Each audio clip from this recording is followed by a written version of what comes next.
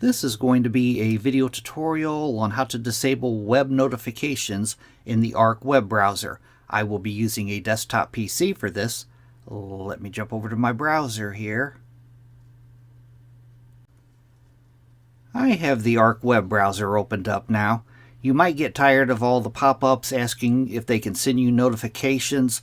There's a way to disable that. The first thing you want to do is open up Settings. I'm going to go off to the upper left-hand corner, up to the little A logo. I'm going to click on that. Then I'm going to go down to where it says Settings, and I'm going to click on Settings. Now in the little dialog box that opens up in the Profiles area, I'm going to select my profile. Then I'm going to go down to where it says Privacy and Security. I'm going to click on Privacy and Security. Now on this page that opens up here, in the center pane towards the bottom, I'm going to click on Site Settings.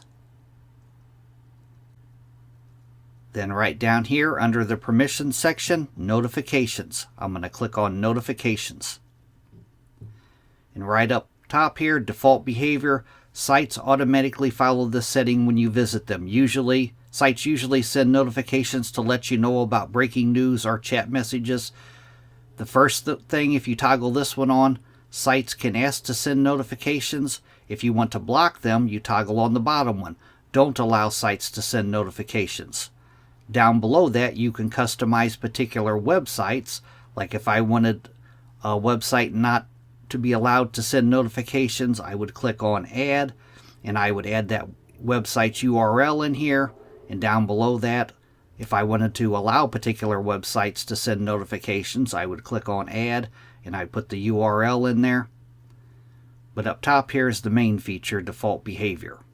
Now if you have notifications toggled off, like you see mine is, and you're still getting notifications, that probably means that you have malware, or it could be caused by browser extensions or something. You would have to Google search the issue to find a remedy.